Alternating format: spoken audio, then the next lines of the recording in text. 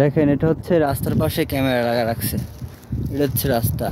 তো সৌদি আরবে এজন্য আসলে অপরাধ হয় না, মানে ক্রাইম হয় না, কারণ সব জায়গায় মানে রাস্তাঘাটে বলেন, বাড়ির সামনে বলে সব জায়গায় ক্যামেরা ফিট করা।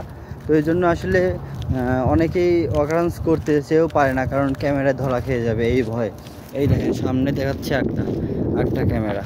তো আসলে সব কিছুই নিরাপত্তার প্রাচীরে ঢাকা সৌদি আরব। এর জন্য আসলে মানে অপরাধ কিংবা চুরি ডাকাতি এগুলো আসলে হয় না।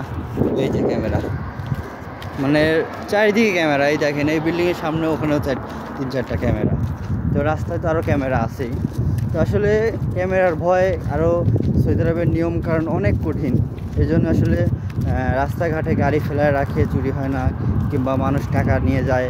আমার পকেটে এখন বাংলাদেশে প্রায় 55,000 টাকা আছে। আমি রাত 4টার দিকে গেছিলাম, এইমাত্র আসলাম হাঁটতে হাঁটতে। কেউ আমার জিজ্ঞাসাও নেই আমার কাছে টাকা আছে কিনা।